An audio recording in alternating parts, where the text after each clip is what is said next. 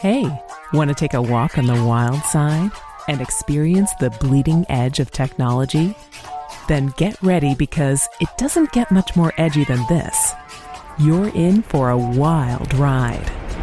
You're listening to Sovryn Tech with your host, the man in triple black, the golden stallion of the tech world, Brian Sovryn. He's got a huge brain. And now here's... You're a man of integrity in both universes, Mr. Spock. You must return to your universe. I must have my captain back. I shall operate the transporter. You have 2 minutes and 10 seconds. For that time, I have something to say. How long before the Hulkan prediction of galactic revolt is realized? Approximately 240 years. The inevitable outcome? The Empire shall be overthrown, of course. The illogic of waste, Mr. Spock. The waste of lives, potential, resources, time. I submit to you that your empire is illogical because it cannot endure. I submit that you are illogical to be a willing part of it. You have 1 minute and 23 seconds. If change is inevitable, predictable, beneficial, doesn't logic demand that you be a part of it? One man cannot summon the future. But one man can change the present. Be the captain of this enterprise, Mr. Spock. Find a logical reason for sparing the Hulkans and make it stick. Push till it gives. You can defend yourself better than any man in the fleet. Captain, get in the chamber! What about it, Spock? The man must also have the power. In my cabin is a device that will make you invincible. Indeed. What will it be? Past or future? Tyranny or freedom? It's up to you.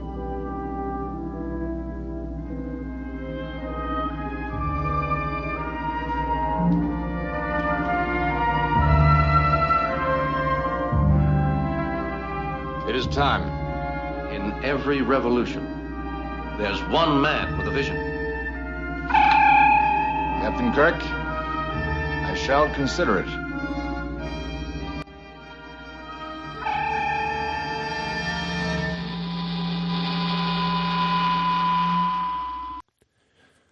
Consider it.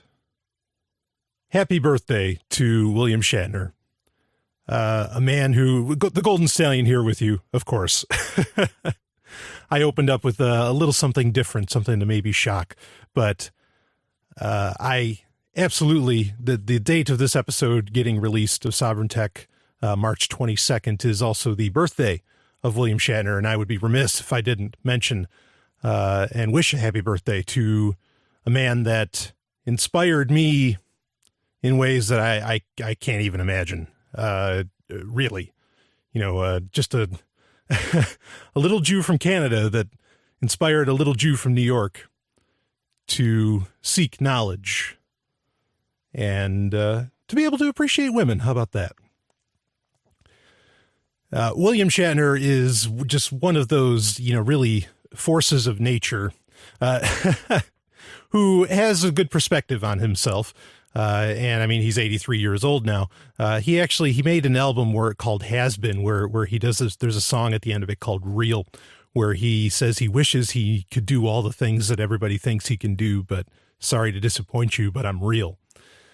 And, what an impressive thing as to where so many celebrities just want to soak up, the adulation.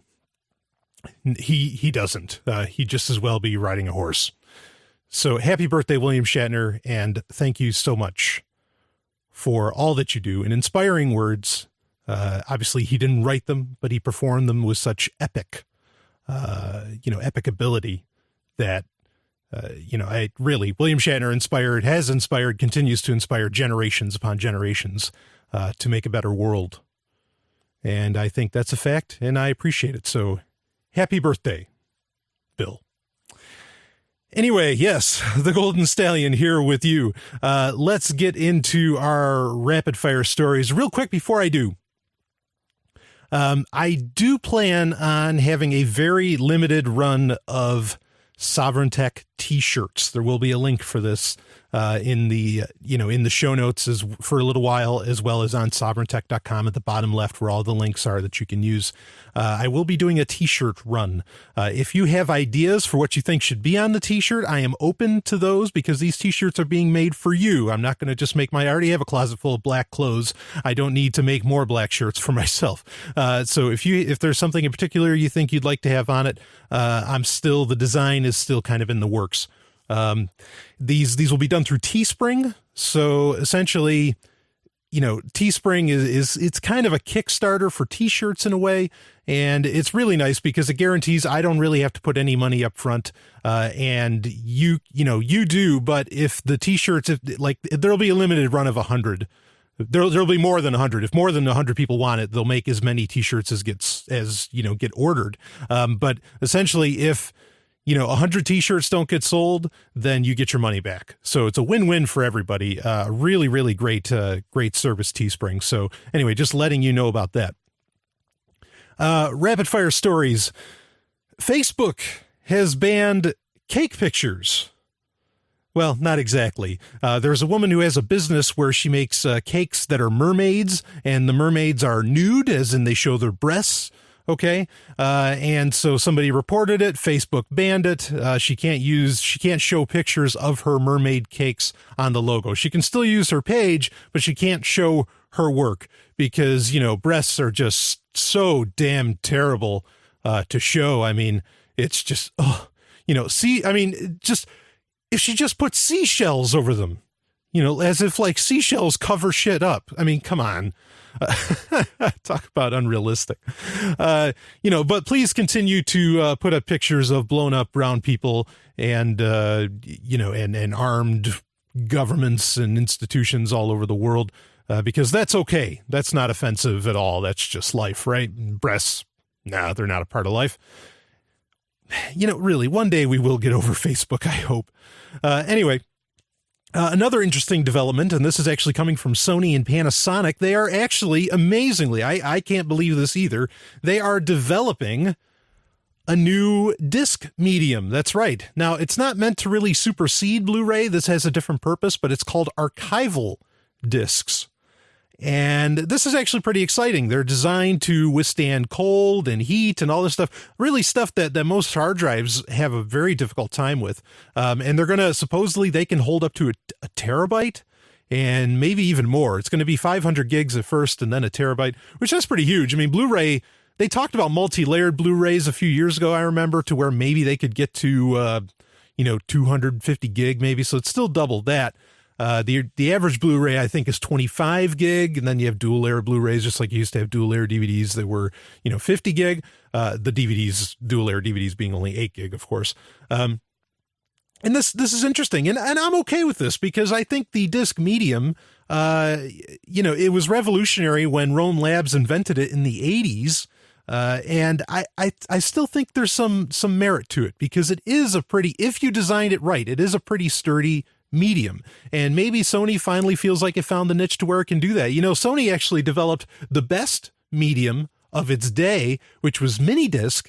And mini disc was incredible because it had kind of the storage ability of a CD, but it had the protectiveness of a diskette. So it didn't have the magnetic flaw, to where a magnet could wipe a diskette. But it was practically, these mini discs were practically indestructible. And I think the record companies, freaked out because, it was this thing where, holy cow, nobody's going to have to ever buy another one again. It was a really indestructible medium. So it looks like Sony's dream of having that indestructible optical medium is finally coming true. And I say good for it. I look forward to archival discs. They're not really meant for consumers, apparently. Anyway, Android Wear. Everybody was talking about this week. Fantastic. If you're into this sort of thing, fantastic. This is definitely probably the best wearable next to the Razer Naboo that I've seen. Android Wear is essentially a watch. Okay. It is a watch. It looked pretty big in the YouTube video for it. And it's a watch that, runs Google Now, more or less. That's what it does. Everything that Google Now does that you can imagine, this Android Wear does. And I don't know if this is going to take off. It's certainly a better idea than Glass. And I say fantastic because I hope Google pushes this a lot more than they're pushing Glass. But it's something to look out for. I'm still intrigued by the Naboo. We'll see, by the Razer Naboo. I like that, the sleekness a lot better. But Samsung's been having a terrible time with their wearable technologies. I imagine this one will probably do pretty well, and I think they're going to be doing a lot more announcements of it at Google I/O, which I think is in May or early June for Google I/O. So we'll keep you posted on that. And something that Captain Kirk would certainly be proud of. This is just a little science tip. I gave a little sex tip last week at the end of Rapid Fire Story, so here's another one for you. Supposedly, pistachios are good for erections, and you can look into that for yourself. And as Jack Palance used to say on Ripley's, believe it or not. And we're actually going to talk about erections, etc., during Pick of the Week. So keep listening for that. And if you don't want to hear about erections or penises or my penis or whatever, please. You don't have to listen to it. Fair warning, okay? I warned you right from the beginning of the episode. Anyway, let's get into. We have a very serious topic to discuss for our main story this week, and it's a very unfortunate story. And this has to do with free aid. Now, if you don't know what free aid is, it's FR33aid, and you can go to freeaid.com, FR33aid.com. To look into that. And free aid is actually, it's a, they call it a mutual aid organization. And it is pretty much a way for medical professionals and, people maybe not so professional to kind of get together in the liberty movement, specifically in the liberty movement, to get together and to, connect and network. They attend liberty events and will be, kind of on call there for medical issues. Of course, if it's something serious, they get the person to the hospital, but they help out with all of that. At PorcFest, it's huge. Everybody always feels a lot safer when free aid is around. In fact, the lovely and hyper-intelligent Dr. Stephanie Murphy, the producer of this show, she is one of the lead people at Free Aid, along with Teresa Warmke. This past week, their Bitcoin wallet, which was located on blockchain.info, was essentially hacked. Now, that's an inaccurate statement to make, but I'm making it as simple as I can. Okay. And they had, there's quite a few Bitcoins in there, and they're gone. What exactly happened? And this is important to talk about. Okay. Is this securing now that money has entered the digital space in a far more real and responsible and personal way. This is a topic that really deserves a lot of discussion. So, free aid, they had it on blockchain.info. Partly they wanted, they kind of wanted, they wanted transparency. Okay. There's a link in the show notes. You can read Teresa's, really great write-up, at freeaid.com, and the link is in the show notes for that. But they essentially, they wanted transparency, having it online. They wanted, ease of use, I imagine, a whole lot of reasons. And they made sure, they did everything that they could, it seems, with blockchain.info, to where they had two-factor authentication on, which two-factor authentication, is annoying as it is for a lot of things. A lot of companies are offering it now. Twitter offers it, Google offers it, a whole slew of people. And it allows for you to, you'll have to have a separate personal device that gives you a code, like a smartphone or something, that allows you to log into a website or a web service, and without it, no matter what you do, no matter if you know the actual password, you just can't get in without that separate code. It's a great idea, albeit annoying. It is a great idea, and I recommend people do it, especially with blockchain.info if you're using that. Now, this week, also, coincidentally, perhaps, blockchain.info was down for a few days, and people could not access their funds and could not use their service. It was pretty ugly. In fact, this even affected, I could be wrong about this, but I'm pretty sure I'm right. This even affected CryptoKit, because CryptoKit uses blockchain.info's API. as its back end. And so, you couldn't use CryptoKit either. So this affected a whole lot of things. It was really, really scary. Now, the Bitcoin price has dipped a bit this week. That does not have to do with, it may have to do with blockchain.info. That may be part of it, but apparently that has to do with some false report that China was banning Bitcoin, which didn't happen. It was a false report. So if you're wondering what's going on with the Bitcoin price, that is the supposed reason, though I imagine blockchain.info going down for a while really did not help with consumer confidence or, with economic confidence in the matter. And so something happened, you can read the blog post. Somehow two-factor authentication got turned off, whether an email got hacked or what. How exactly all that went down, we're not sure, but two-factor authentication got turned off, and that's how it happened. So that shows the importance of two-factor authentication. What it also shows, in my opinion, this whole situation, what it shows is that, and this is something at the Texas Bitcoin conference that the lovely and hyper-intelligent Dr. Stephanie Murphy and I attended. She had the first talk of the conference, and in it, she told people that online wallets may not be the best idea to use. Okay? And she was just giving people fair warning on the matter.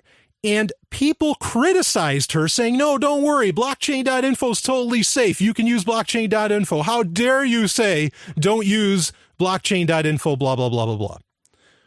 Well, looks like she was right. Who's laughing now? Anyway, it's actually who's laughing, which is really annoying. Who's laughing at this are a bunch of people on Reddit who are telling, the members of XTYAt, Teresa more particularly, along with Jason King from Sean's Outpost, who was, being very, who was defending or at least supporting XTYAt in this, really unfortunate incident.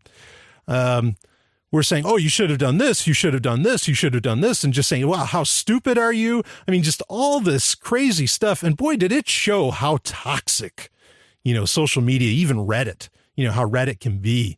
It was really crazy. And it brought something to my mind, because these people are talking like somehow they're security professionals. Okay. And I'm not saying some of their ideas that they had weren't valid. Some of them are. We'll discuss a few in a minute. But if they're talking like they're hackers, like, oh yeah, I'm security minded, blah, blah, blah, blah, blah.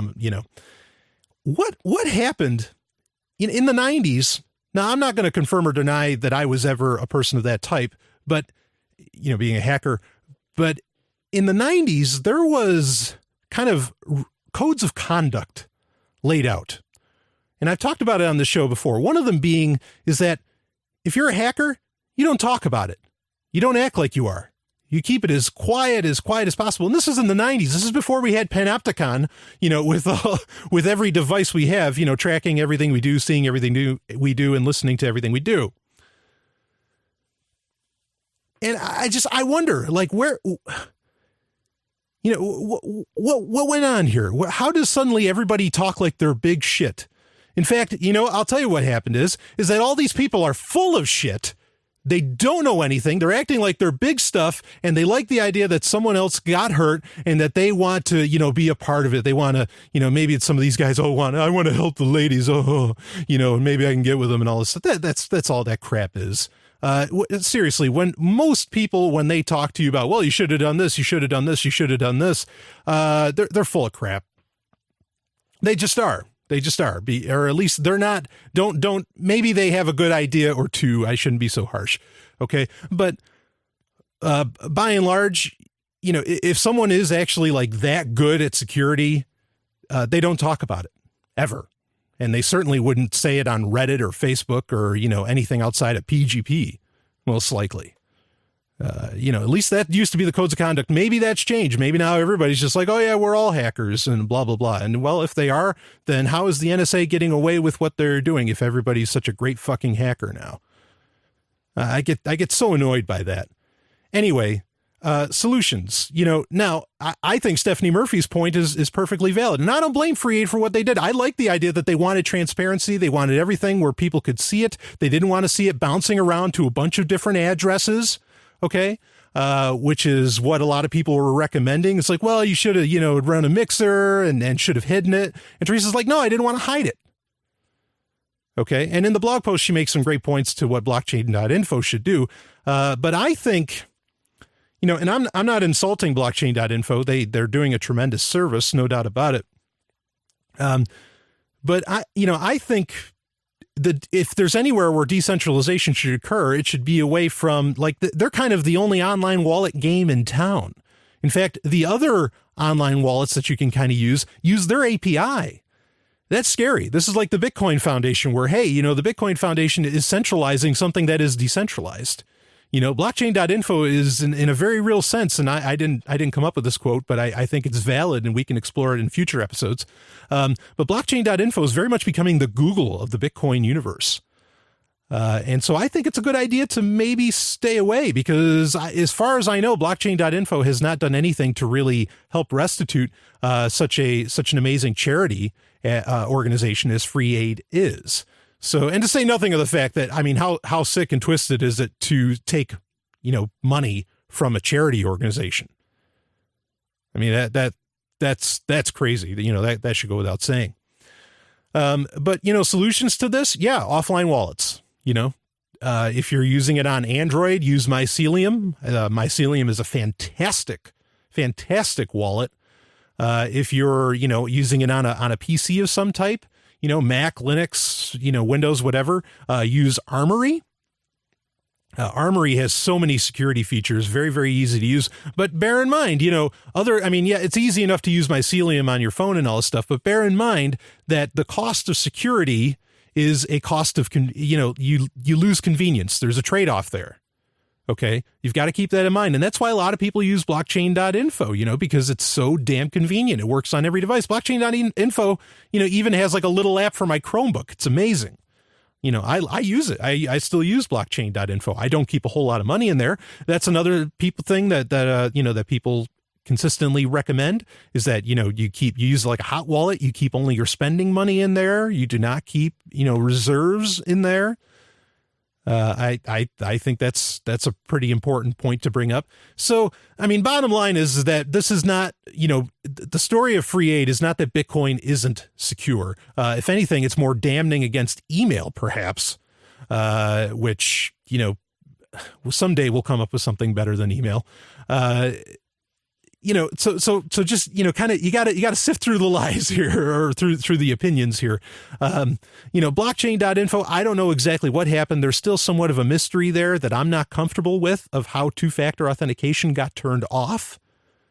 Okay. There's still somewhat of a mystery there, but Bitcoin is still just as solid as it ever was in and of itself. Okay.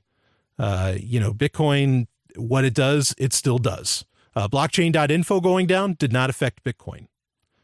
Maybe the price, but the technology of Bitcoin moved on. Okay. This is just, let's take this as fair warning, to consider more secure measures, on what to do, because look, it can even happen to the nicest and most helpful of organizations in the world, like Free Aid. And that's so unfortunate. So, because there's what's the fallacy, well, this doesn't happen to me. I'm a good person or whatever. No, it can. So I recommend just look into Armory and Mycelium. There's not a whole lot really to do here as far as solutions, and maybe reconsider decentralizing your email a little bit. Maybe getting away from Gmail. It's just too hot a target. So is blockchain.info. Consider that. I'll be back with more. This is Sovryn Tech.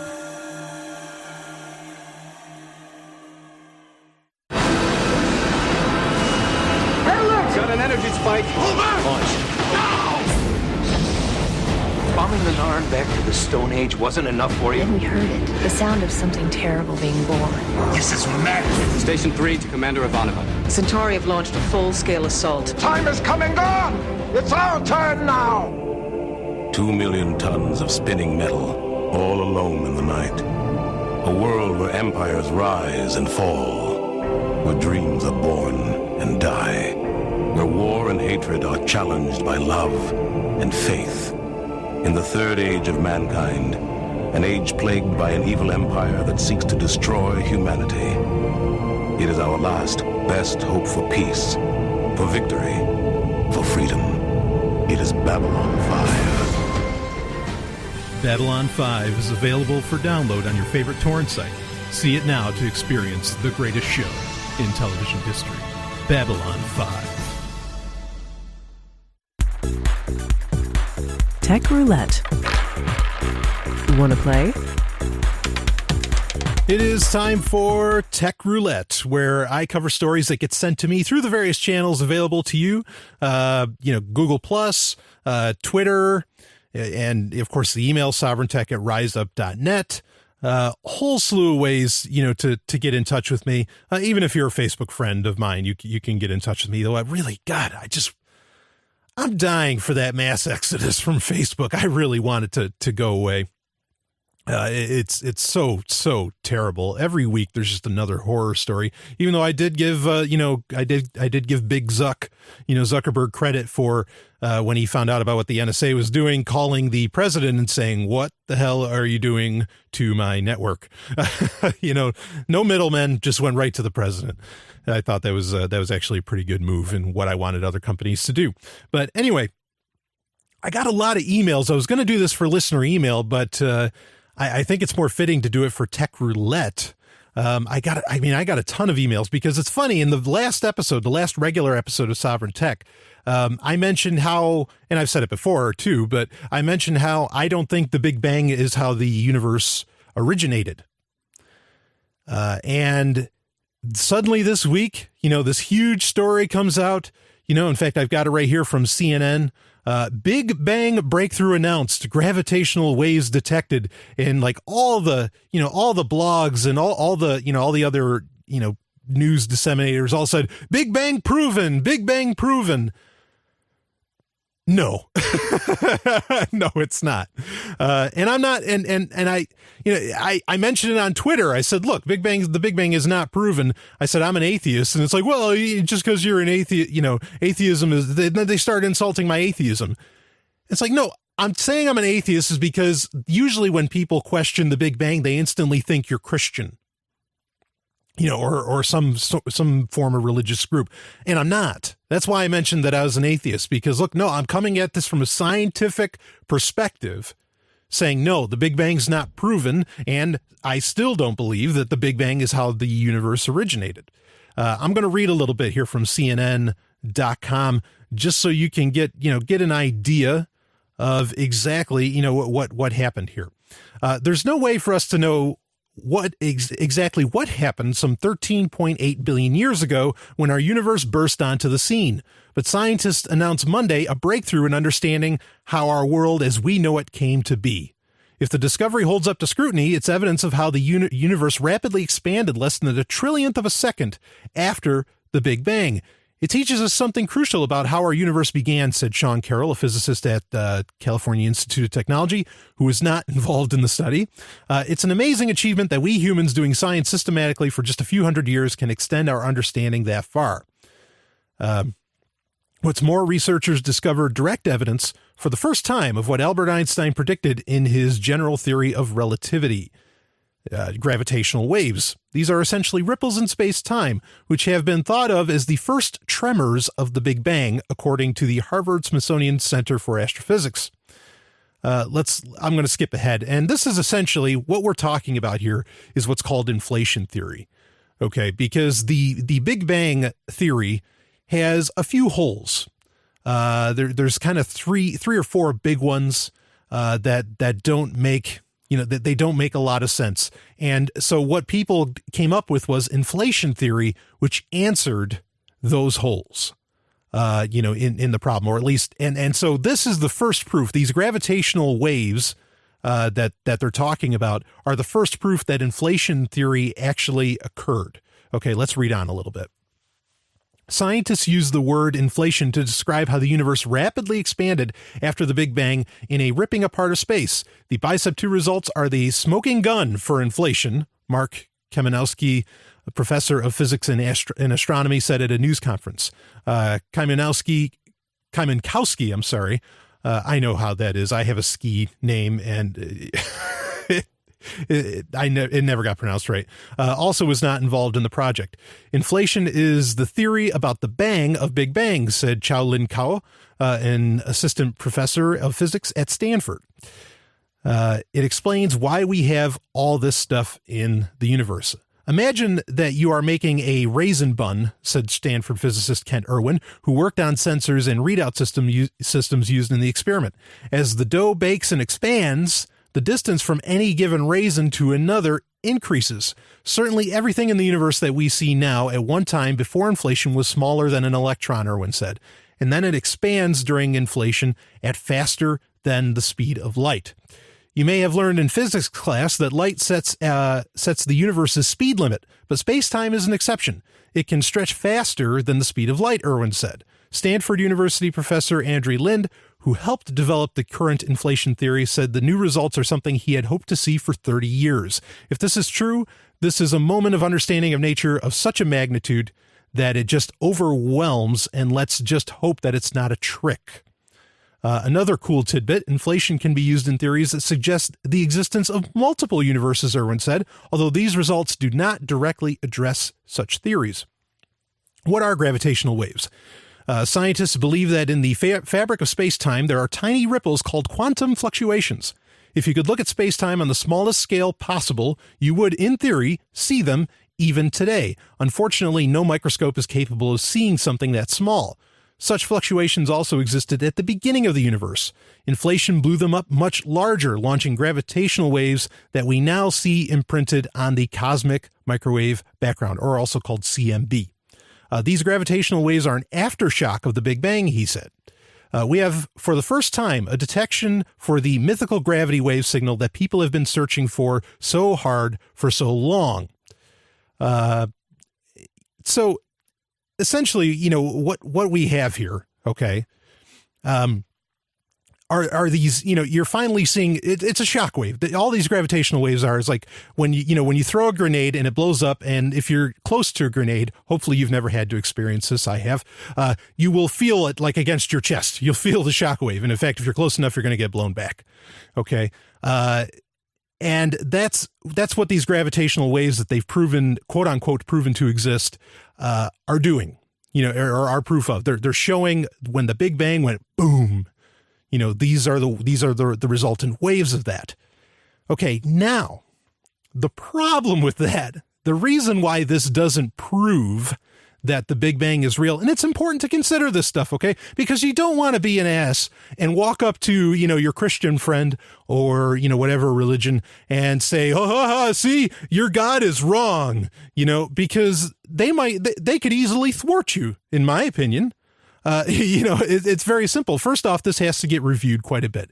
Okay, that's the easiest thing to say right out of the gate. I don't know why people jumped on this so much when there's a lot more science to go through. They've been saying they looked at it for years. There's some articles that said that they've already considered all the other possibilities, you know, and I don't believe that. Okay, I really don't believe that, because I've rarely talked to a scientist that is willing to think outside of the Big Bang. Like, I mean, in fact, I don't remember one, you know, an actual scientist that's willing to do that. You know, physicist, I should say. I've certainly talked to, you know, people in multiple PhD fields who are okay with questioning the Big Bang, but physicists in particular, I haven't found them, that I've met personally. So, you know, and here's where I want to get into the alternative theory, because a lot of people ask me, so if you don't believe that the Big Bang is how the universe started, how did it start? So we're kind of mixing in a little listener email here, and I'll talk about that in a second. But to just really quickly give you an alternative explanation for where these gravitational waves are coming from, there's something called M theory, okay, or membrane theory. You may more popularly know it by superstring theory, okay. But it's actually called M theory. And M theory, you know, posits that there's at least, important point, at least 11 dimensions. Okay. You know, now there's the 4 that we know, but there's 11 dimensions, you know, 3D, 2D. I hope we all know what all that business is. And so you have 11 dimensions, and the theory goes that one of these dimensions this was posited in the mid 90s, is actually leaking gravity into our observable universe. And so that's where these gravitational waves could come from, is that they're actually the leaking gravity from that other dimension.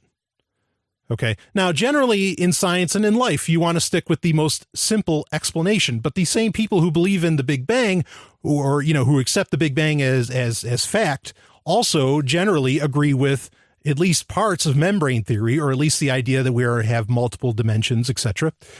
So this doesn't fall out of their, this isn't like something that, it doesn't fall out of their purview, this idea, this theory that, and it's not complex either, that gravity is actually leaking into our universe. So that these this gravitational waves shooting out could be coming from the central point where gravity enters our universe and is shooting out from there.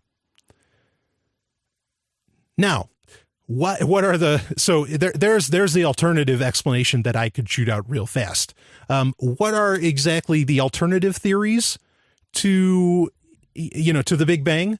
Well, the one that I actually accept, and I've accepted for quite some time, is called the steady state theory, or actually, it's more accurately, it's called the quasi-steady state theory, because it's been updated in the past 15 years. But anyway, because the main problem, here's the big one for me, okay? The main problem because inflation theory does solve a lot of the holes in the theory of the Big Bang, okay? Which is what these gravitational waves supposedly proved, was inflation theory. But there's still one that it doesn't. And the one point, and this is really huge, okay? Because you have the laws of thermodynamics, okay?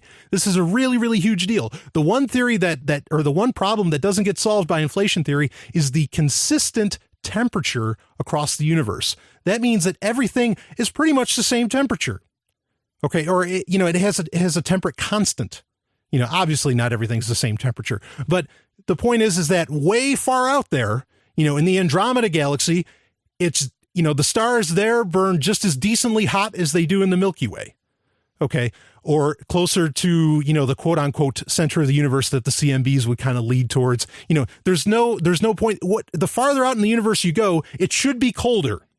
If the Big Bang, if the universe was expanding from the Big Bang constantly. Okay, do you follow me? I apologize if I'm terrible at explaining this stuff. So it should be colder way out there, and it's not. It's actually just as relatively hot. I say relatively hot as it is where we are. So that's a problem, and that's a huge problem. Okay, and like I said, inflation theory does not answer that, and the Big Bang doesn't explain it. Okay, so what you have is what's called, again, the quasi-steady state theory, which does explain it, that there wasn't really a Big Bang. And what I want you to look into, this guy, there's some brilliant people out there. I like to think of myself as a smart guy, but certainly there's people that I'm not even in their league. Like Stephanie Murphy, or this guy, Jayant Narlikar. Okay, Jayant Narlikar. And he's written a couple books that are fantastic. One of them being an introduction to cosmology. That was the first book I actually ever read by him. But before that, he wrote a different approach to cosmology.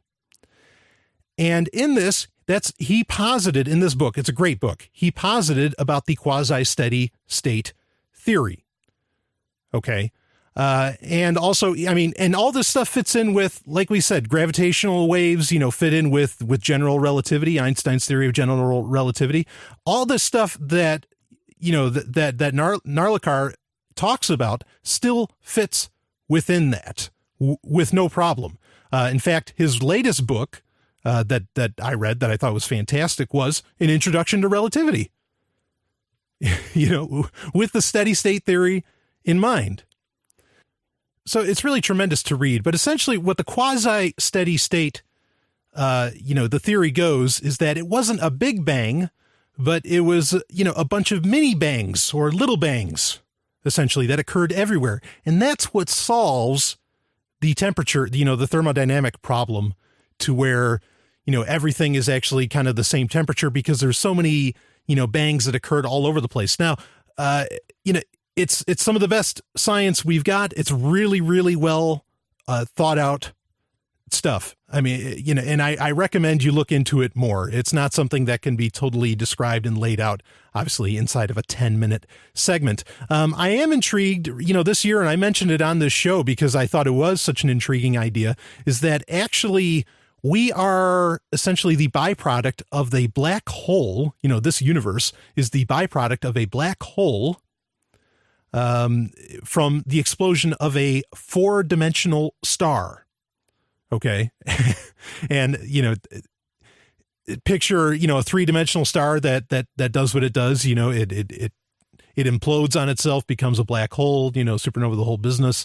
Just picture that happening on a 4th dimensional level. And then when that does occur, it creates a 3D universe. And now there's problems with that theory too. Okay. But I'm very, very open to that. It was one of the newer theories that I thought actually, had some serious merit, and in a lot of ways kind of falls under like what the quasi steady state theory, posits, and so and I bring all this up because there are in almost every scientific theory, there are some serious problems. Okay. And it's important to not just take everything as fact. Okay. It's important to question. I think that's how I started talking about the fact that I don't accept the Big Bang as the origin of the universe in the first place, was that, I was saying it's good to question these things, question everything, and so there's a great Wikipedia. I think if you go to Wikipedia and you look up like non-standard cosmology theories, you're going to come up with a whole slew of a lot of different ideas that people, really thought. And I think there's merit to a lot of that. I don't know exactly why the Big Bang latched on the way it did. I don't know why things like dark matter and dark energy have latched on the way they have, as to where they get taught as science fact when they are pretty theoretical. Now, I mean, evolution, okay, is not science theory. It's the, theory of evolution. That is science fact. Certainly microevolution is fact. And while I may disagree with some of the timelines and some of the issues of, some of the way the way the dots are plotted on the timeline of evolution, evolution occurred. That's how life started. I don't think there's any debate in that. In fact, a lot of Christians today believe that evolution occurred, just that God spurred it. So, there's things in science, like I said, that there's the things that are easy that you're going to see happen, that you can actually watch happen before your eyes, like the beaks changing on a finch, or that gravity will put you on your ass. Okay. And those are easy and ready to accept. Okay. But there are lots of things, particularly the origin of the universe, that, are not so readily available to accept. And it's good to look into the alternatives, because we don't want everybody deciding all this stuff for us. Now, of course, what's the importance of the origin of the universe? Who cares? What about the here and now? Well, I think there is some importance, because when you accept, perhaps, that the Big Bang Theory isn't how the universe started, suddenly you don't have to accept that the universe is going to end. And that's a message of hope. I'll be back with more. This is Sovryn Tech. Time now for 90 Seconds on Sex with Dr. Paul. Porn star James Dean has been getting a lot of press these days. It seems that a number of young women are fawning over him. And I think there are some important things we can learn from this unusual situation. Now, what is it that young women seem to adore about James Dean? Most men would assume it's his porn-sized penis or incredible abs. Well, he doesn't have incredible abs, and there are hundreds of porn actors with big penises that women are happy to ignore. What women like about James Dean is that except for being hung like a horse, he looks like a normal guy who makes an effort to be kind, caring, and thoughtful. He even holds hands with his co-stars. Now, these are the last things we associate with male porn actors. If you're like most young males, you probably got some of your early lovemaking education from watching porn on the internet. Yet men in porn are usually portrayed as being robotic sex machines. They almost never are allowed to have emotions, and they're seldom kind, caring, thoughtful, and normal. Yet these are the things that make porn actor James Dean stand out. So while I'd never encourage you to emulate what happens in porn movies, because that just does not work in real relationships, I would encourage you to think about some of the personality qualities that women seem to like in porn actor James Dean. For more, visit 90secondsonsex.com. Software of the Week. It is time for Software of the Week, where I talk about software that is useful. Sometimes it's horrible. Usually I like it to be useful, and talk about it. And boy, speaking of useful, a special came out this weekend or last night, Friday night, about Meowbit. Okay. And what this is, it's Windows software that allows you to access the .bit domains, top level domains that NAMECOIN is creating essentially. And listen to that special. It was a great time to do. But just awesome. Meowbit is definitely something worth using if you're using Windows, and hopefully it'll come out for OS X at some point too. Boy, how about Jimmy Dean, huh? I can say this. James Dean he is a sweetheart. He's recently made a lot of porn. I think that maybe he's not so hand-holding, but he genuinely is just a really, really nice guy. Anyway, enough of that. Let's get into the software of the week. And this week, it's a software called SD Maid. SD as in like SD cards. But it goes beyond SD cards. This is an Android app. Okay. And it's essentially a cleaner. It's kind of like if you ever use the C cleaner for Windows, speaking of Windows, it's like that, where it cleans the cache, gets rid of some duplicates, gets rid of the, files that are just taking up space, cleans up the registry, all that kind of stuff. It really does all of that, kind of like defragmentation. I'm using Windows examples to explain what it does on Android, even though they're not exactly correlated. They're not exactly the same, or they're not exactly comparable. So it does that, and there's a free version and a pro version. The pro version's a couple bucks. I recommend grabbing it because what it does is really, really that good. They're up to version 3 of this. Now, even if your phone, like I use a Galaxy Nexus, I don't have an SD card, slot. So, it's not designed to manage even though it was designed to manage SD cards at first, which is why it's called SD Maid. Even phones that don't have SD card slots, you'll see a file. If you look in the Explorer, and SD Maid comes with a file explorer too, which is handy. It's not as good as ES3, but it's pretty good. You'll see that there's a folder called SD card. Okay. That's because, even if you don't have the an SD card, Android by default names your storage space SD card. Okay, so SD Maid isn't just if your phone has an SD card. It works for every phone. It works better if your phone is rooted. If it can get super user access, it'll do a whole lot more, but you don't need that. You don't need a rooted phone. You can, do plenty without it. But it has just awesome stuff. It can delete. This is one of the nice things that it does. It has what's called app control, and you can actually delete apps that the normal settings, the normal app explorer in your stock settings on Android, won't allow you to delete. Of course, you require super user access for that. It has another nice thing is it has an app cache cleaner. Okay. Which is great because if you do it in the stock app explorer on Android, okay, it will eliminate all your passwords and pretty much all your settings that you have for any app if you clear the cache in that. But with SD Maid, if you clear the cache with it, it'll just literally get rid of the temporary files that cache was using for, whatever the app does. Like if it's your web browser, it's caching websites that you go to often so you can get to them faster, but it'll clean it up because eventually it can take up a ton of space and it'll keep it there. Even if a year down the line or months down the line, you don't visit those websites as much. So very handy thing to have.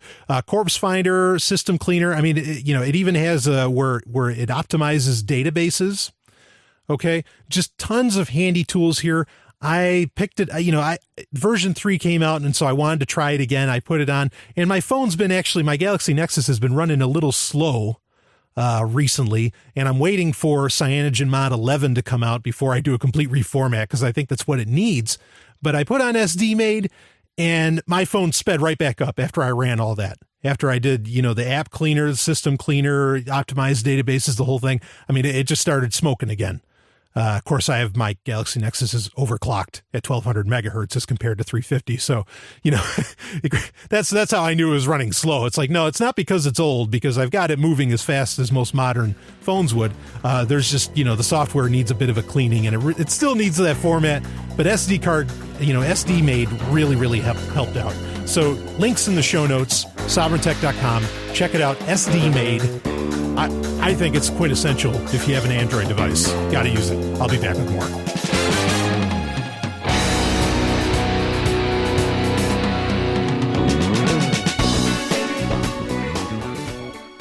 From Big Finish Productions, Blake 7, The Classic Audio Adventures. I'm taking Liberator in on manual. We'll be in teleport range in 2 minutes. What the hell was that? Information. Liberator has been attacked. You don't say. Put up the force wall. Confirm. Message to all ground commanders. Initiate the final phase. Let's crush these rebels once and for all. My name is Avon. Kerr Avon. Kerr Avon. Our hostage arrives. But you may be unnecessary. As a hostage, it's nice to be superfluous.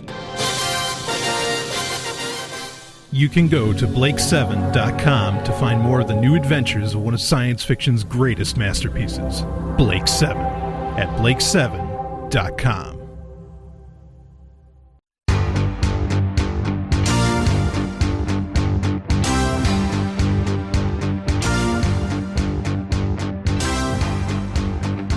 It is time for listener emails, where I cover the emails that get sent to me at sovereigntech@riseup.net.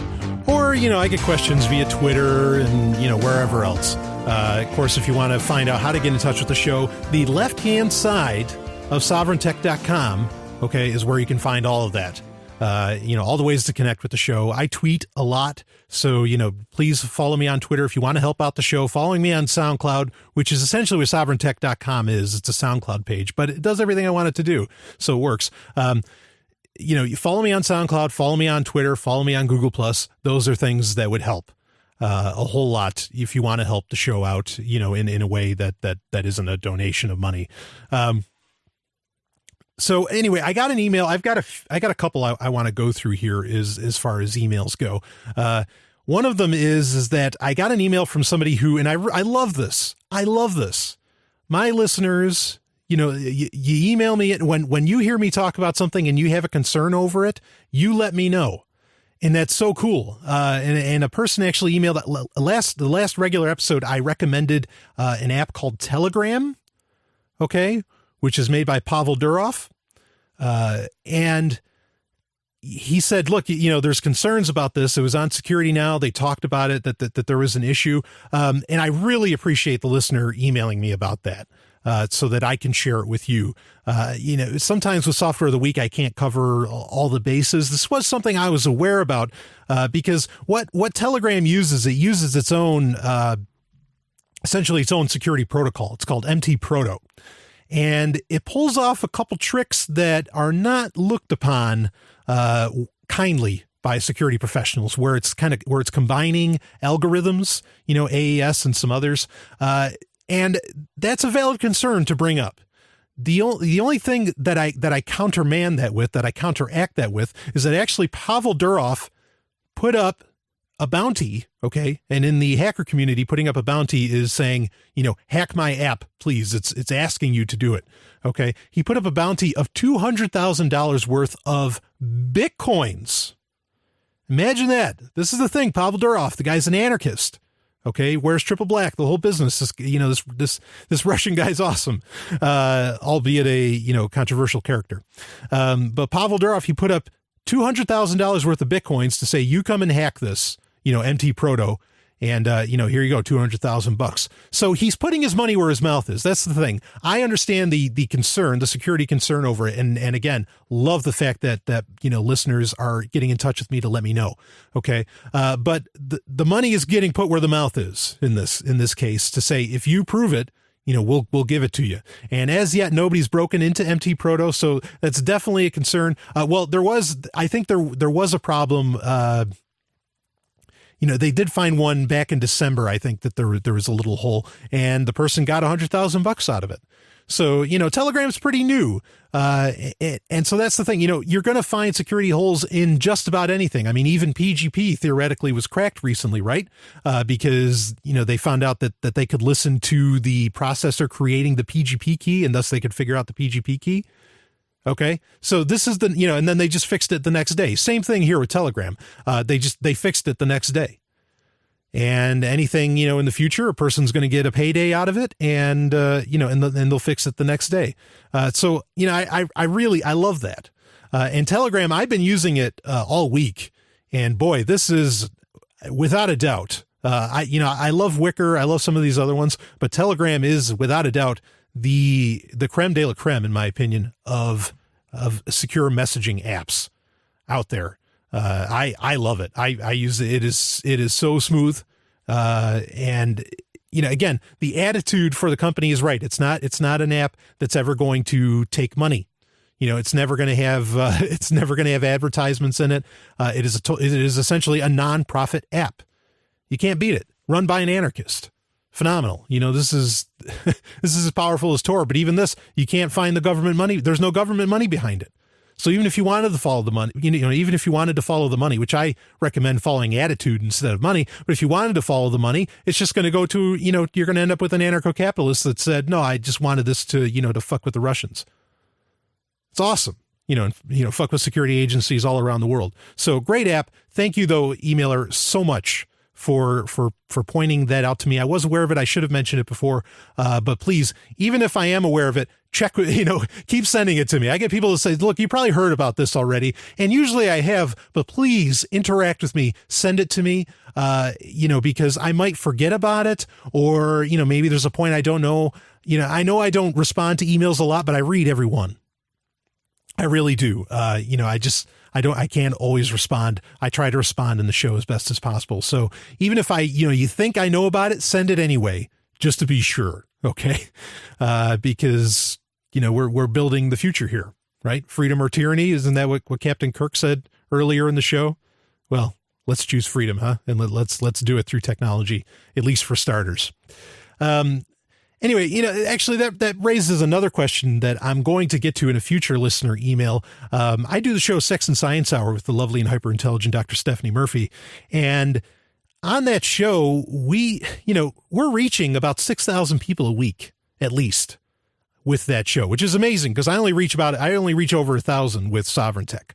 But I mean, that's huge. That's more downloads, I think, than Free Talk Live might get, as far as podcasts go. Of course, Free Talk Live reaches a lot of people through radio, etc.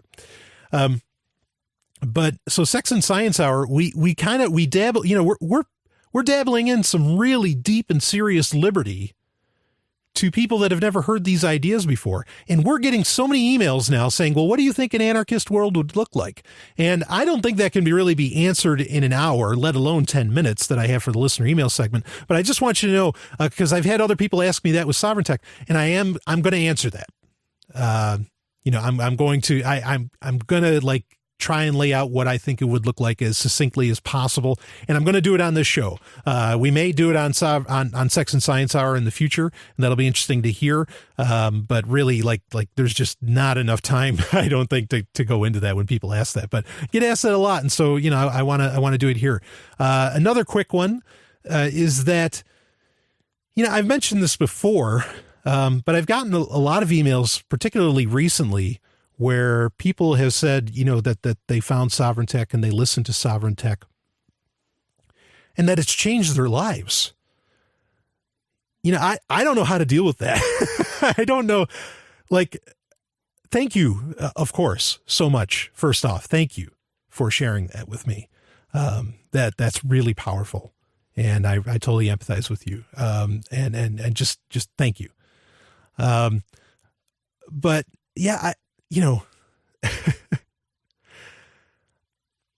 I'm just a guy doing a tech show, and I have had people email me and say, look, no, you're not just that, but anyway, I just want to say thank you. I don't know what I did. You found freedom yourself, of course. But if somehow I helped in that, then I am so honored. And thank you for telling me that. I love to hear it. Okay. I just don't know really how to to respond to that. That I'm actually touching people's lives, I mean, I'm doing this show so I can get my opinion out, and then to find out, that for some people it's literally altered, their course in life is mind blowing, to me. And it proves that maybe Thoreau might have been wrong, that the first time that we could actually communicate with each other, yeah, there'll be a bunch of celebrity bullshit on there, but also there will be important things that Texas would like to say to Maine, and back and forth. So that's pretty powerful. But speaking of Texas, I got a lot of emails. We did Stephanie and I did a Texas Bitcoin conference wrap-up show, which, if you haven't listened to it, it's at sovryntech.com. Great episode. Got a lot of great response from it. I also included my talk in it about gold, where, I essentially said that, gold's history is a lie. Everything that people tell you about gold is not true, that value is subjective. And when value is subjective, that there is no such thing as intrinsic value. You can listen to it. I'm sure anyone listening to this episode has probably already heard it, but please go back if you haven't. But I got emails from a few people saying that, I totally disagree. Now, they didn't get into why they disagreed, and some people had actual questions and they are, proverbial gold bugs, which are people, that support gold and maybe not cryptocurrencies so much. And they were very kind, and just, said, it's is this what you're talking about? And I'm like, yeah. And that was nice. So, but then there were people who were just like, I disagree. And it was literally like a 2-sentence email where it's I totally disagree with you. Gold's going to be around forever. Now, in that idea, okay, that, and they're saying, well, Bitcoin is just gold 2.0, but that doesn't mean 1.0 is going to go away. That was kind of the critique going around. And I apologize if somehow my talk gave off the sense that I was saying, let's not use gold.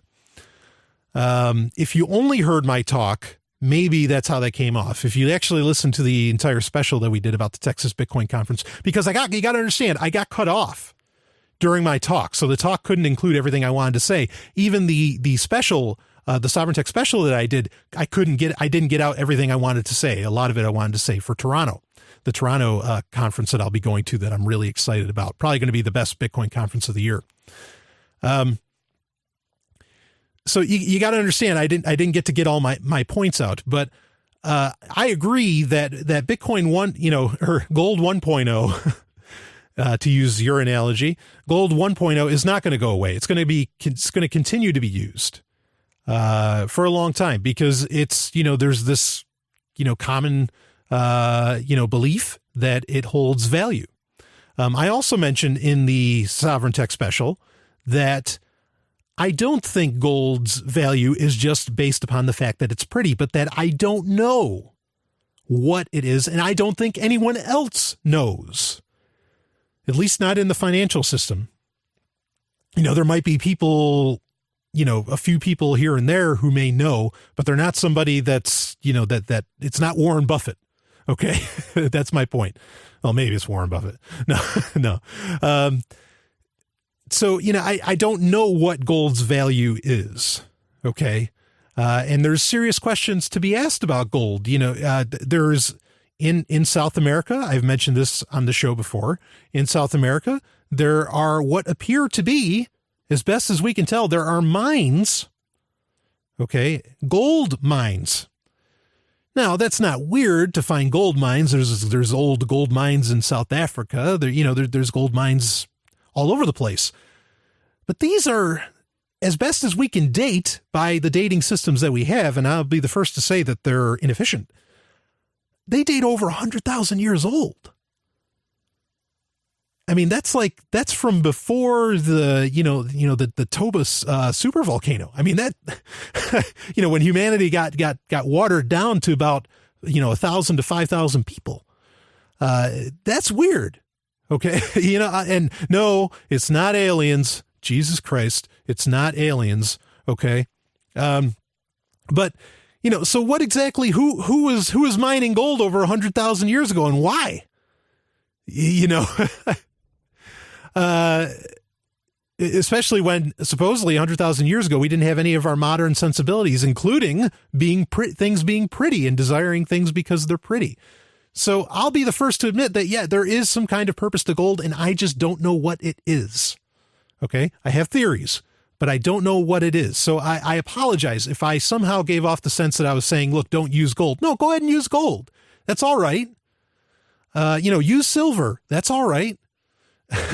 It's just that, don't knock other currencies or like digital commodities, whatever you want to call them, whatever, if you want to use the word money, that's the other thing too.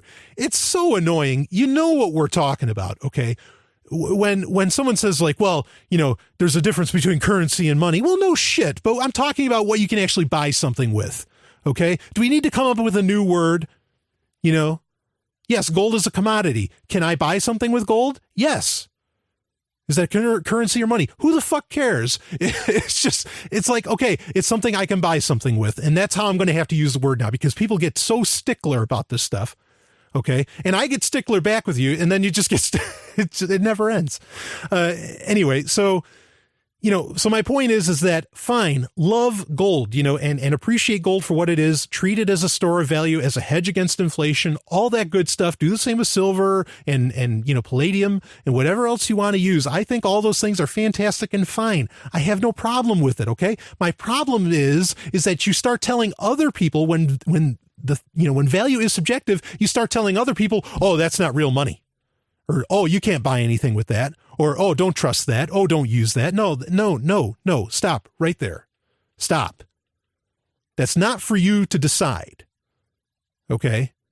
In fact, it's almost insulting for anarchists. And I mentioned in my talk, actually, that Bitcoin has Bitcoin monogamists who do the same thing. Only use Bitcoin only. No, don't use any other. Stop.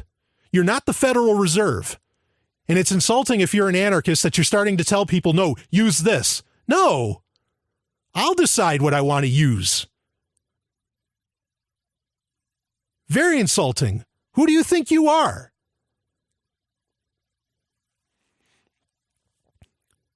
So anyway, and yes, those statements are generally, it's coming from the Mises Institute. It comes from all sides. It comes from, people who are respected in the Bitcoin space that say the same thing. And then they say they know what's best for you. Oh, because you're the government.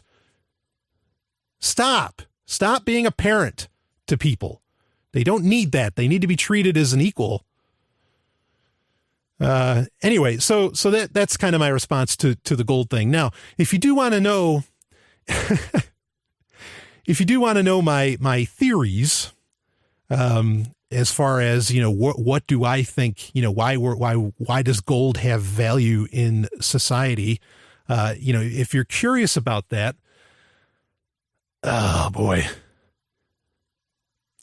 I'll tell you what, someone's going to have to ask me.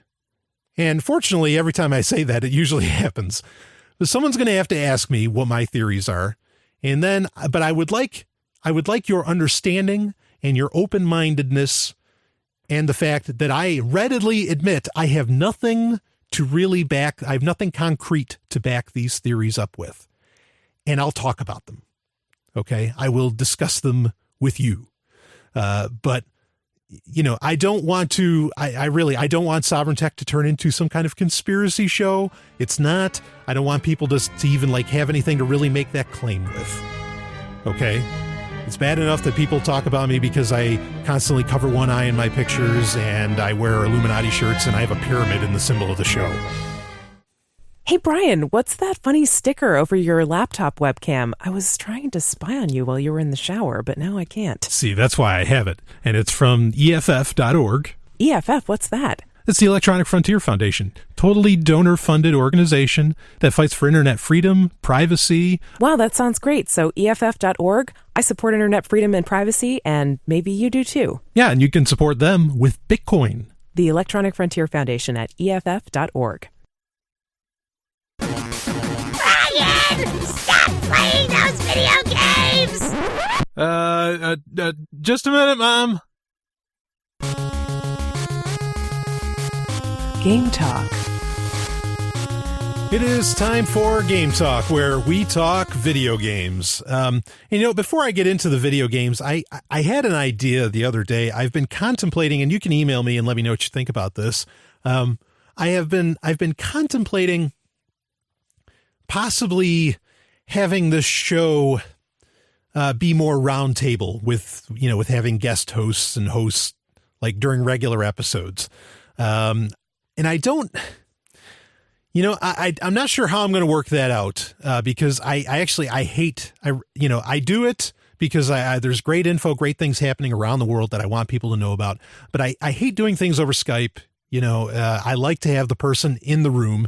And I'm in a studio that has 3 microphones. It's not a problem. It's not like there isn't enough equipment here. And I don't know how many. There's people I definitely want to have on this show. I love having, the lovely and hyper-intelligent Dr. Stephanie Murphy on. There's Paige Peterson, who, there's some audio out there that we did with her that I think I'm going to have to release because I haven't seen it get released yet elsewhere. I'd love to have her on. There's quite a few. I loved having Kathy Reisenwitz on. I think that'd be fantastic, to have her on again. A whole slew of people I'd love to have on the show. And partly because I have to express the seriousness of a lot of the subjects, tech subjects that we talk about on this show. And I like to do the fun stuff too. That's why I do Game Talk. I have to show the emotion, and I have to show the outrage, etc. And boy, do I get annoyed by that. I'm a really nice guy. I really am. And I'd much rather be like the Leo Laporte and let Dvorak be the asshole. You know what I mean? And so, that's something I'm toying with. But part of the hard part with that too is not to say that other people, can't do this, but it's tough with the segments that I have, like Game Talk. It's tough to find people that have this, have a really an overarching knowledge of a lot of this stuff, to be able to do each segment. So maybe I need to change up the segments too. Not saying the people I mentioned couldn't do it. I think they could, with ease for that matter, and probably better than I, but, it's something I'm considering. So, email me if you have any thoughts on that. Anyway, this week's Game Talk is an interesting subject. And I'm going to talk about it in kind of the abstract, but I'm going to bring up a real life case here. This is from Kotaku. Kickstarter game on hold 2 years after raising $53,000. In July of 2012, a man named Jay Pavlina raised $53,509 on Kickstarter for his game Super Action Squad. 2 years later, the game is on hold, and Pavlina is saying that his Kickstarter was a bad idea in the first place. It's yet another cautionary tale for anyone who regularly backs Kickstarter projects in hopes of supporting an amateur game. Be careful. Your money could be going to someone who's in over his head. I made a fan game, so I thought, how much harder could it be to make a real game? Pavlina wrote on his blog last night. A lot harder, it turns out. Pavlina, who launched the Super Action Squad project after making a popular Flash game called Super Mario Bros. Crossover, blamed his team and his inexperience for this project's failures. Knowing that what I know now, I would never have launched a Kickstarter for this game as my first project, Pavlina wrote. It makes little sense for a team with little to no experience that has never worked together to try to make a big game. It would be much better to focus on something small and simple. After getting experience releasing small projects, we would be able to work our way up to bigger ones. And if you're a backer who wants your money back, I do not know exactly what to do for backers of this project, Pavlina wrote. Feel free to give us your suggestions. People that invested a lot of money should contact us to see what we can work out. We are very reasonable people, and we want to help everyone to feel as satisfied as possible, but we are also limited in our capabilities. Please do not expect miracles, but understand that we will make an honest effort to make people happy. Don't hesitate to contact us if you want to try to work something out. Please understand that it is impossible for us to offer a significant amount of refunds right now, but we expect that to change in the future. This is the double-edged sword of Kickstarter. For every Broken Age or Shadowrun Returns, there's a Super Action Squad. buyer beware. And of course, that's the most important point at the very end is buyer beware. That goes for anything, let alone Kickstarter, even going to Walmart, buyer beware. Okay. This is a shame. I don't want to insult Pavlina because actually Super Mario Brothers Crossover is one of my favorite games. In fact, the first way that people got to know me in the Free State Project was that I introduced them at the Keen Activity Center or Keen Activist Center, whichever it's named now. There was a computer there and I was like, look, you guys got to try this. And so I brought in a couple Xbox controllers and I hooked up, Super Mario Brothers Crossover. And we just had a great time for weeks. And so that's actually kind of how I got, for people to remember who I was, oh yeah, hey, Brian. So games are a powerful thing to share, right? And that is actually, if you've never played Super Mario Brothers Crossover, it is fantastic. It was one of the first games I really talked about on this show in like the first 10 episodes. Anyway, what it is, of course, is where you can actually you play Super Mario Brothers, the original Super Mario Brothers, and you can be Samus Aran, or you can be Link, or you can be Mega Man, or you can be Billy from Contra, and you can play those levels and you use their weapons, the whole thing. It's not just like a sprite covering. You actually have their abilities. It's an awesome game. One of the greatest ever made, frankly. So anyway, I don't want to knock Pavlina with this, but this is a real problem for me. I'll be the first one that wants to take away the funding of things away from the big companies. Because how many games just never make it because EA says it's not in the budget when EA clearly doesn't have the pulse of the gamer, of the mind of the gamer. It doesn't have the heart of the gamer. It doesn't have the pulse of what people actually want. Okay. That's a real problem. So, Kickstarter is a great way for people, and Steam Greenlight's another one too, but it's a great example, I should say, not necessarily a great way, clearly, but it's a great example of a way to get to know what people want in games and to really make guaranteed money out of a game that you don't even have developed yet, but you know that it's worth it because you get people backing you. It's a phenomenal thing. Okay.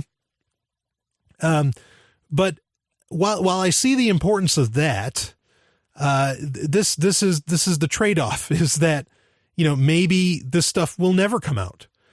And please don't confuse, this happens, in the regular game industry too, when EA will cancel games constantly, or, take your pick, 2K Games will cancel games, whoever, Ubisoft will cancel games, and they'll never see the light of day. Of course, other than someone's paycheck, no one really gets hurt money-wise, as to where in this case, people got hurt money-wise.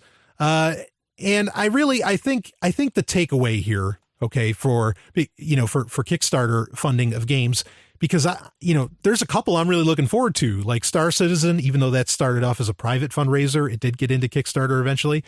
Star Citizen is a great one by Chris Roberts. Really looking forward to that. You also have Mighty Blue #9.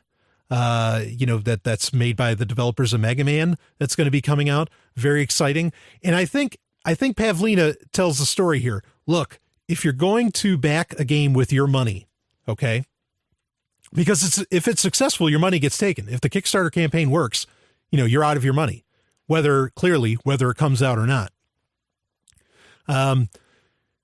If it's a developer, or a person or a team or company that has an established history of releasing a great product, then go ahead and back it up.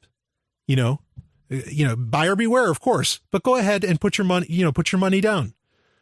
If it's a new team, yeah, maybe something else has to get worked out, or maybe they need to get, like Pavlina would have, done his diligence if he, say, got involved with, someone like, not to this stature, of course, but someone like Shigeru Miyamoto and said, hey, would you be on our development team? Just so you have a name there and someone with experience, to help you out. And that's okay. Be the new team, but bring in somebody with a little bit of experience to help you, kind of hone and guide in developing these things. So I don't think Kickstarter is really a bad thing, or is a bad way to fund anything or to fund a game. It's just kind of like mutual aid, right?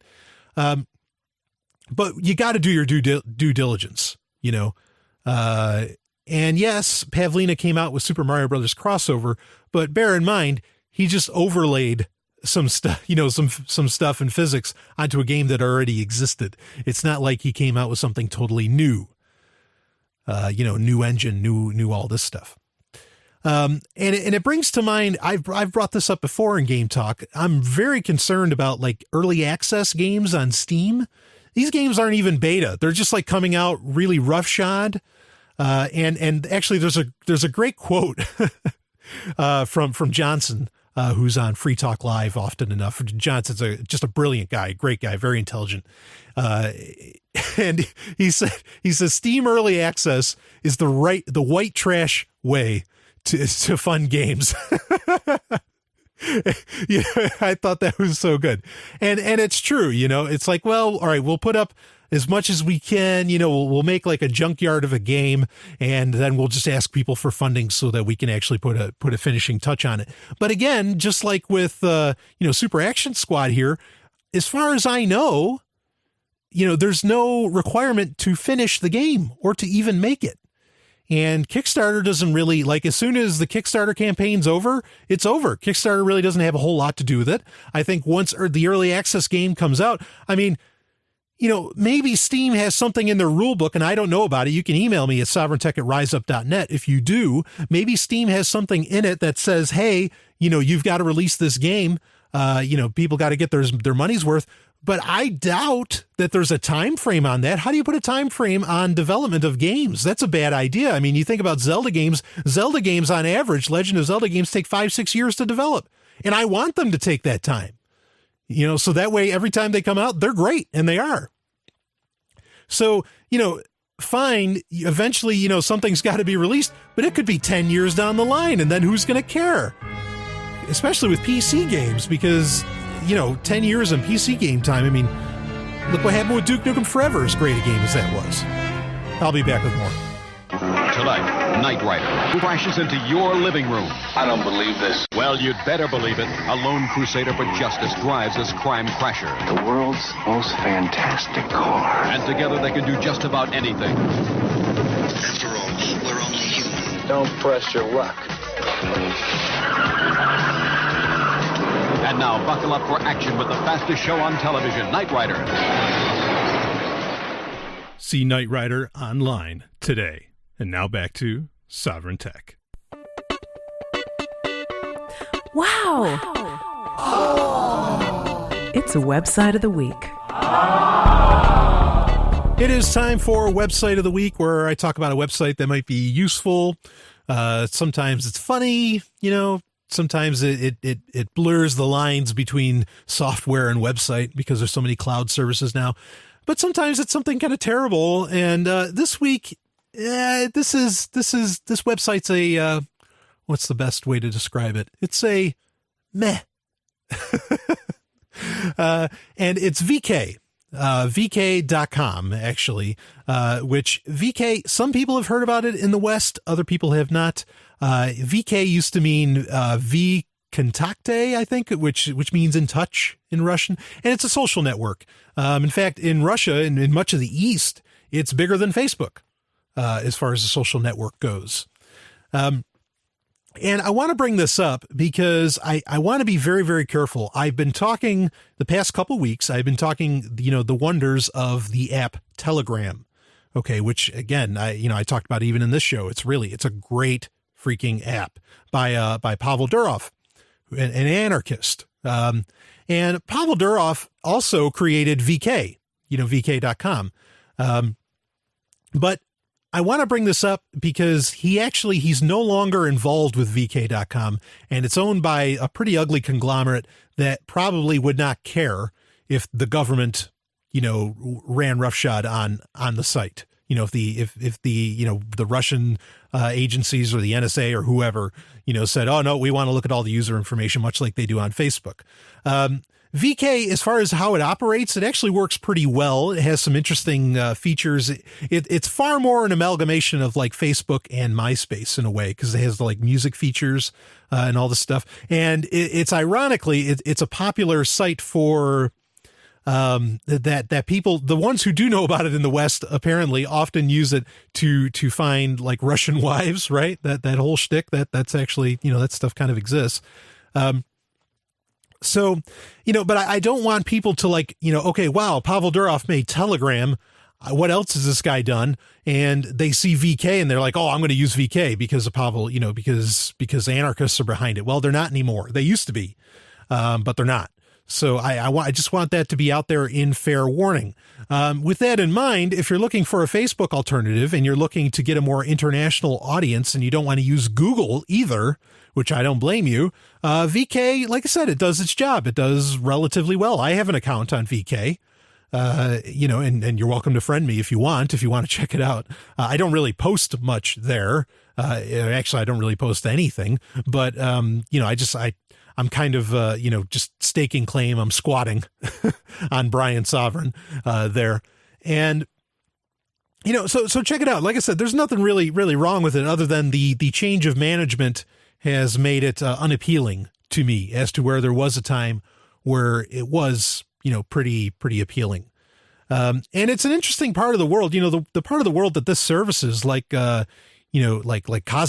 Ukraine, Kyrgyzstan, all those different countries. It's interesting to kind of push liberty stuff, to those countries because these people don't think about that sort of thing. Or no, I shouldn't say that. I'm collectivizing. Okay. Doesn't have as much of a stronghold there as it does in say other countries. Like libertarianism is huge in the U.S. Obviously, it's huge. It's even huge or to some degree has some scale and size in Britain and Canada and many of the Commonwealth countries. Liberty is big in Israel. A lot of people don't know that libertarianism is actually a big deal in Israel. Of course, you'd never hear that. But this is a maybe good outreach if you want to use it. Just don't go trusting your information to it like you would with Telegram. I'll be back with more. Hey everybody, it's Stephanie. I am the Sovryn Tech producer, but did you know I am also a voiceover artist? Yes, it's true. I make audiobooks, commercials for your business. I narrate explainer videos. Pretty much any audio project that you can think of, I'm probably willing to work on it, or I have worked on it in the past. And if you want to hear some samples of my previous work, or you want to find out a little bit more about what I do, then I encourage you to check out my voiceover website, which is smvoice.info, smvoice.info. Now back to Sovryn Tech. Hacker Stories. It is time for Hacker Stories, where I talk about the real heroes of the planet Earth, them being hackers. And we've got quite a hacker story today to kind of perhaps prove it. And, it's also where I talk about security issues and all that kind of stuff. And, speaking of a security issue, this is not my hacker story for this week. I'll get into that. But speaking of security issues, I've recently heard on some shows, not necessarily conspiratorial shows or anarchist shows for that matter, but, liberty-minded to some degree, where they're claiming that Edward Snowden, in his interview with German television, said that he still works for the CIA and that he's on a mission. And it's a pretty deep reading into his words, but I'm going to look into that more, and I do want to talk about that possibility in a future Hacker Stories as to what exactly... what does all that mean? Where does that whole idea come from? Is it actually possible? A lot of people actually, I released a cybersecurity panel that I was on at Liberty Forum as a special on Sovryn Tech a couple weeks back.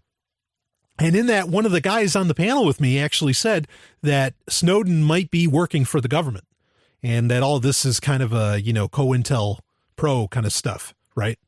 And so, people believe that. So it's worth exploring, and I'm going to look into it a little bit more, and we will talk about it on this show. Unless bigger stories come around, which does happen. Though I can't really picture anything much bigger than Snowden as far as security issues go these days.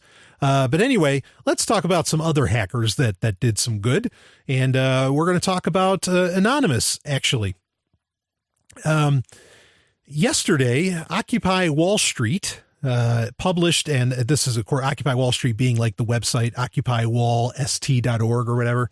And it came from Anonymous. It wasn't, Anonymous gave the information to the people who run that website for Occupy, but Anonymous was the ones that actually did the hacking.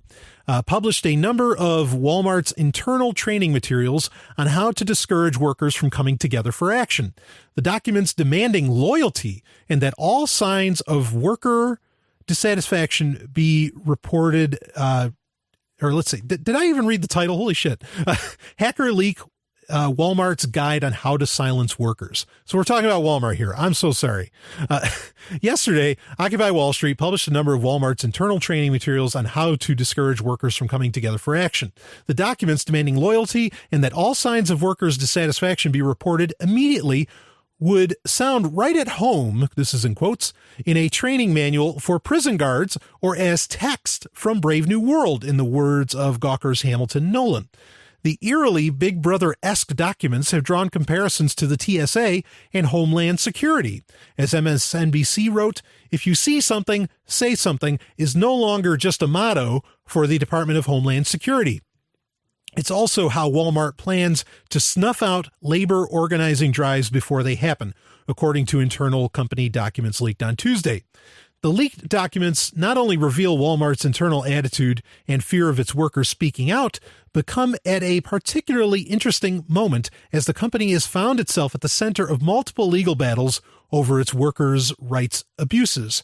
Yesterday, the National Labor Relations Board issued the largest ever complaint against Walmart for its illegal terminations and disciplinary actions taken against store workers who stood up on Black Friday and others that went on to strike last summer. And just last Sunday, a federal court in Los Angeles ruled that Walmart will have to face trial to determine if it is liable as a joint employer for the abuses experienced by the contracted warehouse workers who move its goods, according to Warehouse Workers United. Both of those that we talked about, National Labor Relations Board and Warehouse Workers United, they're both essentially private, albeit they lobby governments, private unions, just so you know, like these aren't like senatorial groups or anything. Their lawsuit alleges that the workers who load and unload Walmart's truck containers, many of whom have worked at these warehouses for years, were routinely forced to work off the clock, denied legally required overtime pay, and retaliated against when they tried to assert their legal rights, or even asked how their paychecks had been calculated. As Doug McMillon prepares to step into his role as CEO of Walmart in February, it is clear that the company he has inherited is in desperate need of reform. Walmart's aggressive anti-worker campaign is real, it is ugly, and unnecessary, said Dominic Ware, an employee included in the NLRB complaint. He continued, instead of spending money on these misleading and false campaigns to intimidate workers, Walmart should be focused on publicly committing to improving jobs, raising wages, and making sure that workers are able to raise their concerns without fear of illegal retaliation. With a new CEO taking over in a few weeks, I hope that Walmart will take a new direction in listening to associates and the country in the growing calls to improve jobs and publicly commit to ending illegal retaliation and suppressing workers' rights, et cetera, et cetera. So, I don't want this. This is about, the hacking that occurred. I don't want this to turn into something about unions. I'm sure a lot of listeners, at least listeners on some of the networks I'm syndicated on, would instantly be like, oh, it's damned unions. How dare they? If you don't like it, don't work there, blah, blah, blah, blah, blah. Stop. Okay. Unions are not, unions are not inherently evil. If unions do some kind of evil work, it's because the government gives them, through lobbying, gives them the force of the gun. Okay, but unions in and of themselves can be great things. Unions can often be like guilds. Okay, they're often synonymous terms, and you actually want to deal with them because they give you the best workers and they take care of those workers legitimately, not through force of government. Okay, so you got to be very, very clear, what you're talking about. When you talk about, when you want to knock on unions, okay. If you want to call them just call them lobbyists, like workers lobbyists. Okay. That is a quote unquote evil. Okay. But unions in and of themselves are not bad things. In fact, like the first union ever in the United States was formed in New York Mills, about like 20 minutes from where I was born. And, it was stopping some really atrocious things that were going on. It's a tremendous history. And, you quickly come to realize, wow, I'm glad that union existed. Anyway, the security issues here, that the questions that I really want to raise is that, okay, we bring on, we congratulate like Edward Snowden, or go to Julian Assange, go down the list of people who bring to light the injustices being brought against people in the United States in particular, but really around the world. And so I guess I wonder if a private company, okay, not the government, but if a private company brings injustice to people, there's links in the show notes here. Go to sovereigntech.com and you can check it out. Walmart is engaging in suppression and bullying and all kinds of things to keep their employees from complaining. Okay. Or from unionizing. Now I understand why a lot of companies want to keep someone from unionizing. I understand how some unions have ruined companies in the past. Okay. And has in effect hurt people more than they've helped people. I get all that. Okay. So, but if a company is acting in the same way that the U.S. government does, now you can say, well, they don't have the force of the gun. They're not, going to war and all the blah, blah, blah. But is Anonymous justified in bringing these documents to light? It's an interesting question. Okay. Is this as, we talk about privacy, okay, and that we shouldn't invade other people's privacy. Are they invading Walmart's privacy in doing this? Is Anonymous an evil organization for breaking into Walmart's, private files, to reveal what they are doing to their workers? It's an interesting question. Because like part of me is happy that this truth gets brought to light, because there's so much misinformation going back and forth about Walmart, where it's like, oh, no, they're not paying women less. And then Anonymous reveals documents that, yes, they are. Oh, no, they're not doing this, and then Anonymous reveals documents. This is back from January of 2014, by the way, this whole article. It's pretty evergreen, though.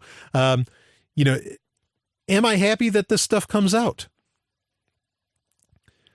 Yeah, a part of me really, really is. But is it immoral to do?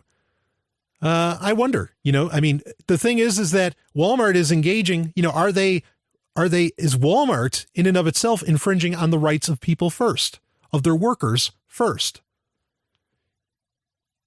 Depends on how far they go, right? Did they go far enough in this case? Maybe. I want you to read this for yourself. And I'd love to hear your thoughts on this, because this is something that I've talked about a few times on Sovereign Tech, where, the surveillance state, you also have the surveillance corporations. Okay. And are they infringing essentially in a world without government? If Samsung, secretly turned on the cameras, okay, on the Galaxy S9, 20 years down the line, or actually that'd only be like 4 years down the line, right? Would that be a problem because it infringed on your quote unquote right of privacy? And, I asked it before, how do we walk, how do we deal with the situation? I asked before, and I didn't really get any emails about it. So I don't know if people are just mulling over it or what, but this is another case where, I'm glad for what Anonymous did, but is it immoral?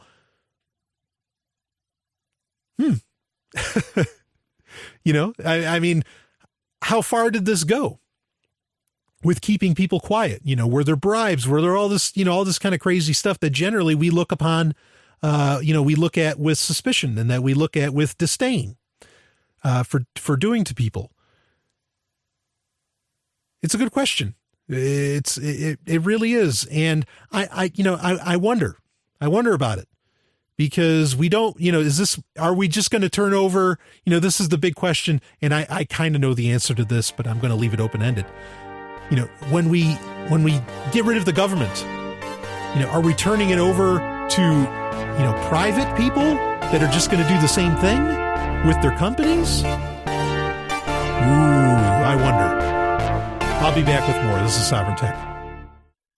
What does freedom mean? Tune in to LRN.FM to find out. LRN.FM is the Liberty Radio Network, a collection of live talk radio and podcasts, all coming from a principled pro-liberty perspective. LRN.FM show hosts aren't left, right, or conspiracy kooks. You can tune in 24/7 to LRN.FM via your phone, computer, satellite, and more. Listen free anytime at LRN.FM. That's LRN.FM. Would you like to play a game? Game of the Week. It is time for Game of the Week, but before I get into the Game of the Week, which of course is a game that I think maybe people missed, or something that's coming up that's really exciting. Before I get into that, I want to say, addressing the last segment, I know the answer to the last question I asked, okay? But I want to get people to thinking about it, and please don't hesitate to email me with your thoughts, okay? And I will discuss them, during a Hacker Stories where we'll talk about privatized surveillance, okay?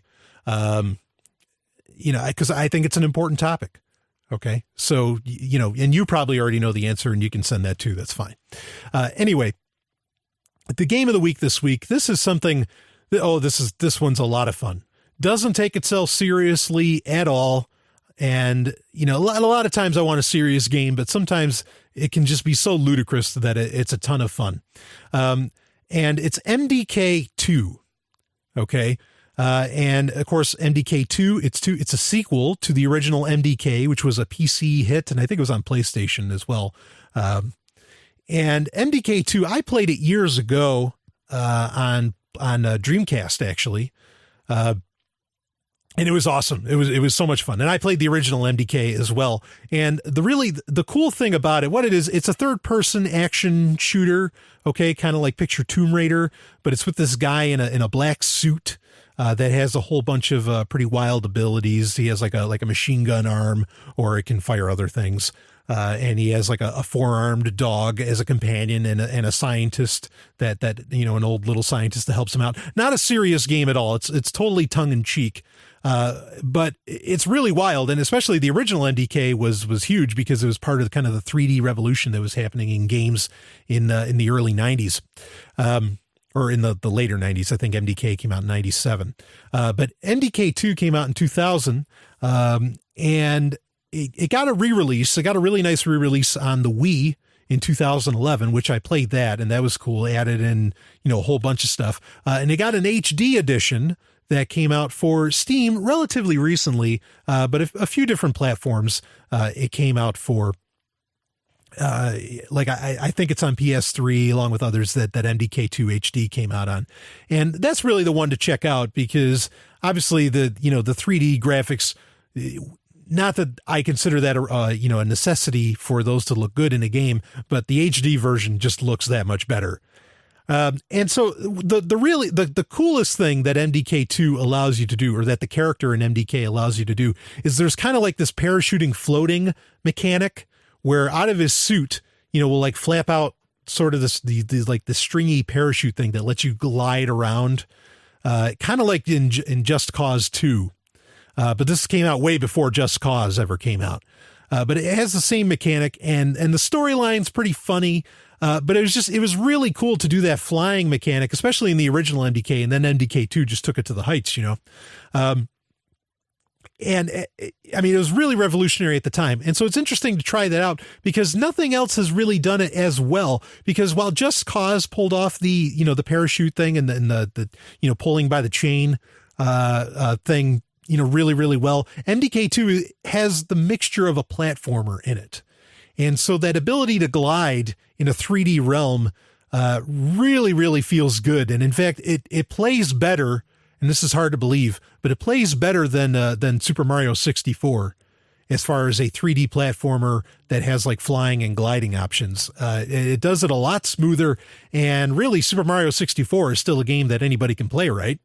I mean, it still holds up that well. The DS version was amazing.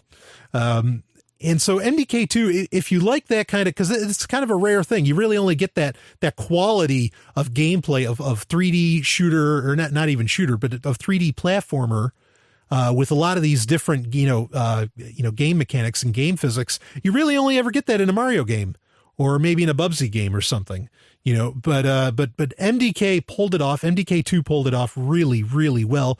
And, it has the shooter elements, which, I can give or take those, but it really makes for a fun game. It has some nice puzzle options into it.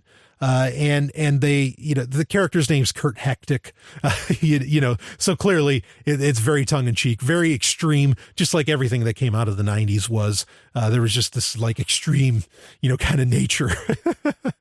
And it's a game that may have a sequel. They've been talking about it for a while. I don't know if it's ever going to, to happen. But again, check out the HD version of MDK2. You can get it on Steam. Definitely the best way to have it. And just a lot of fun. I mean, I think inside of like 5 minutes, you're just having a great time floating around, because you can do that right from the get-go. It's even better than Mario 64, where you don't have to get the mushroom to do it. You can just do it, or not the mushroom, but the suit. And you can just do it right out of the gate with MDK2. MDK2 HD. Check it out. Do you have a business or product that you are interested in getting advertised to a largely U.S.-based audience on an award-winning podcast and radio show airing on hundreds of radio stations? Let Free Talk Live be a part of your advertising portfolio, because the world of audio never fades. Contact me, Brian Sovryn, and I can get an advertising package that will work within your budget. Email me at brian@freetalklive.com. And that's Brian with an I. Again, brian@freetalklive.com. Hey, what are you doing?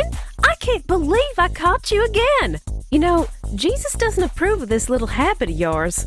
I know, baby, I know it's wrong, but it feels so right. Well, it ain't. But I've been doing it since I was 12 years old. It's nothing but a sinful perversion of nature, if you ask me.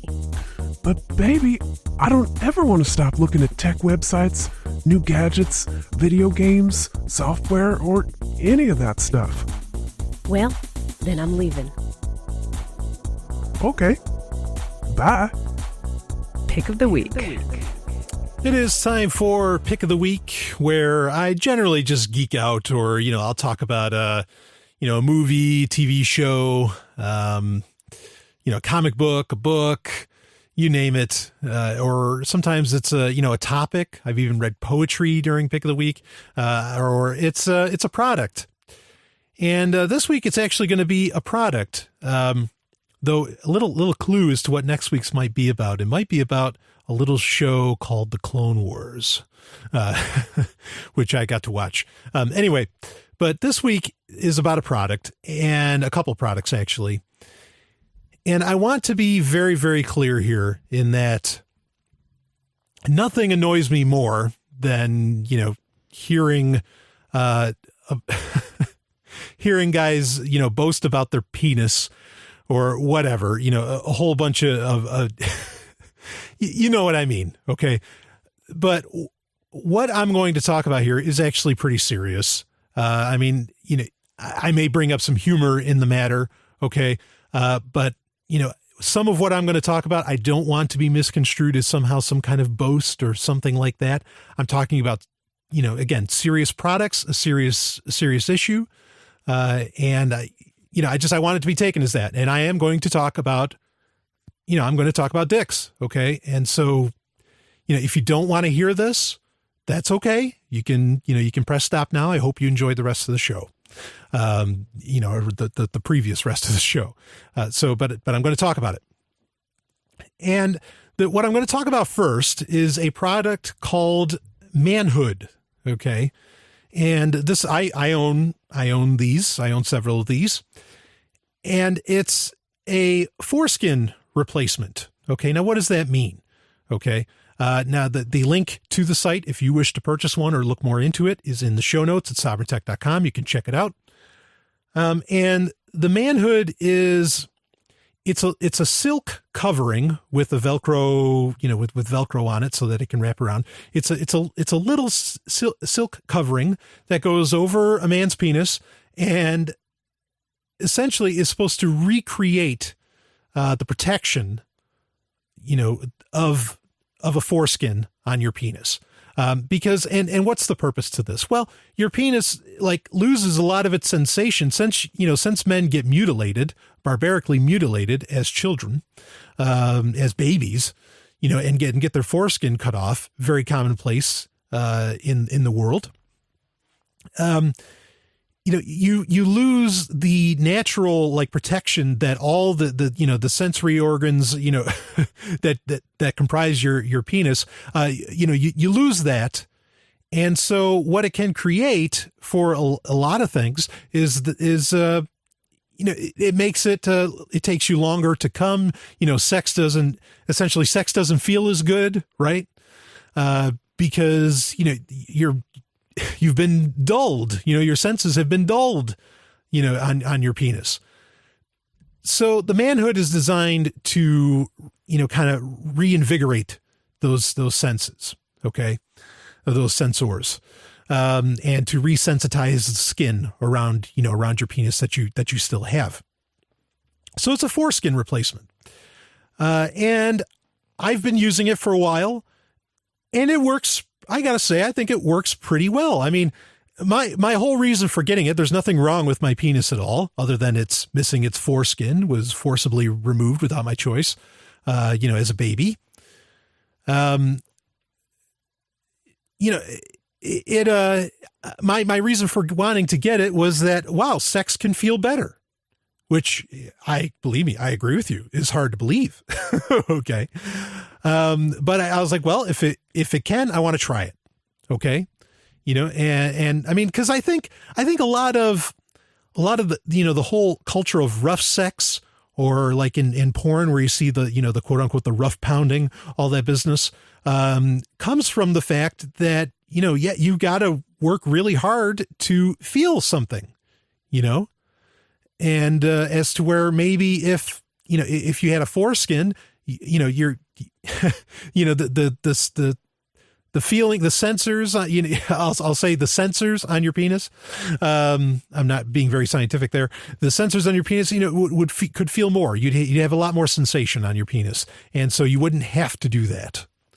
Okay. So I think it's a very serious problem, that may not affect everybody, but I think it affects a lot. Maybe they don't even realize it. And so I use this and, I mean, you have the silk covering. You don't really feel that it's there, but at the same time, you don't feel, you don't feel your penis rubbing against your clothes all the time either, like the front of your pants or whichever. And it's really something to feel. As far as, my penis being more sensitive, because of it. Yeah, I think it worked. I think it worked pretty well actually. And so it's a product I definitely recommend. Okay. And it comes in, you have to measure, okay. You have to measure, essentially your girth. Length doesn't matter. The thing is small, as far as the length of the actual of the hood, of the little manhood. And of course I got mine in black. There's like black ones, there's gold ones, whatever. So, take your pick. The length of it, is short no matter what size girth you get. In fact, like that's kind of my only caveat problem with the product, is that it is sort of short. They did sell my size, and admittedly, they don't sell much larger than my size. Okay. Again, I'm being serious here. Okay. So I think it's something that, even if you're, whether you're small or large, as far as your penis size, you can get something that'll work for you. Just expect that, yes, it pretty much, it covers the head and a little bit back and a little bit back from that, especially the nerve bundle where the skin gets wrapped up, during circumcision, it covers to that, and that's about all it's meant to do. So it's not something that is going to cover, your entire penis when you get a boner. Okay. And if you do get a boner, for me, it stayed on when I would get a boner. but it could be a little uncomfortable at that point. You're not supposed to wear it to where it constricts blood flow at all. But it's just something to consider. Your comfort is a very individual matter. And so just keep that under consideration. But I think, no matter what your size is, they've got something for you. They had something for me. So, I think you're covered. The other product I want to talk about is, so that has to do with the pleasure of a man. Now let's talk about the pleasure of a woman. A common problem that occurs with men that have larger penises is that, and I know what porn says, how like everybody, that's, how women, that's what they want. And if you do, that's okay. If that's what women want, if you want a big penis, from a guy, well, then that's your preference. That's okay. But a lot of times it can be a problem because it can hit a woman's cervix. Okay. And so I recently came upon a solution for this, that I, have tested, and you get what I'm saying by meaning that I had to test this and had to look into this. Like I said, I'm being serious here. Okay. This isn't, I'm not boasting. I'm not boasting at all here. I'm trying to, just talk about, something that some of my listeners may be interested in. I have lots of female listeners and lots of male listeners, both sides. This is of interest, I would hope, to you. And it's actually what I had to do. They call it like a cock bumper. Okay. And it's sort of like a cock ring that they're called. This is what they're called. Okay. And you actually can't buy a cock bumper itself. You have to make one. And what I bought, it's called the Maven penis sheath. And this is like a rubber, a rubber business that you'd put over, your boner. And it has like, kind of a like beaded, rubbery plastic, material in it that essentially, would allow you to, to jerk off, and masturbate easier. And so it's enclosed. It's not open. And so essentially I bought the Maven, that's what it's called. And I cut it at a certain area to where now all it is just like this rubberized, now just, it looks like a ring that goes around my penis. And admittedly, as far as, lube helps too, right? Especially with putting one of these things on. Coconut oil, of course, is great. Really all those other like, Astro Glide and whatever, all that stuff is just overpriced nonsense. Just use coconut oil if you need, lubrication for sex and whatever. But this thing actually works really, really well. If you have the problem, and you don't have to be you don't have to have a large penis for this to be an issue. Okay. Some women have, their cervix is pretty close, to the vulva, essentially, to the entrance. So both of these products, I think, just bring far more pleasure, to the sexual experience. It, allows you to have lots of fun. And, again, it brings in more pleasure because it eliminates some of the causes of where sex can hurt. Especially like for the woman where, rough sex, hard and fast pounding, might not feel good, might rub her raw, quite frankly, or hitting her cervix is not pleasurable at all. Granted, when you get into, the more a woman gets turned on, the less that hitting the cervix can essentially hurt, no doubt about that. But you can start out right from the gate, and even then, say you wanted to there's nothing wrong with wanting to have, hard and fast sex. But the bumper, like, really, helps out with that because that makes sure that you can kind of, pound away essentially and, not worry about, pounding so hard that you end up hitting the cervix. So it's a great thing, to look into. So, I want, check this stuff out if you're a guy, and even if you're a woman, for your boyfriend or for whatever, the Maven, you got, like I say, you got to cut it. You can look into this online on Google. You got to cut it at, but you can cut it to your desired length, And the Maven works really well. It's like $20. I think the Manhoods were only like, you can get a few of them for like $30. And they're worth it. You know, why not? If sex can feel better, if sex can be better, why not do it? There's no reason not to do it. So these are two products for men. And again, you know, by default for women, you know, that just makes it better. So check them out. I really appreciate you listening to this. If you are still listening to this, you know, and it kind of brings up the point. It's like, you know, having a big penis isn't like the awe and wonder necessarily, perhaps that, you know, that society would so much have us believe. But if maybe it is, if it is for you, awesome. If it isn't, then here's some solutions perhaps, you know, to help with that. Anyway, if you enjoy the show, you know, I do want to recommend, please donate to the show. You know, NXT, Namecoin, Bitcoin, Litecoin, BitShares. I take it all. Carpe Lucem. I'll see you next week. I hope you had fun.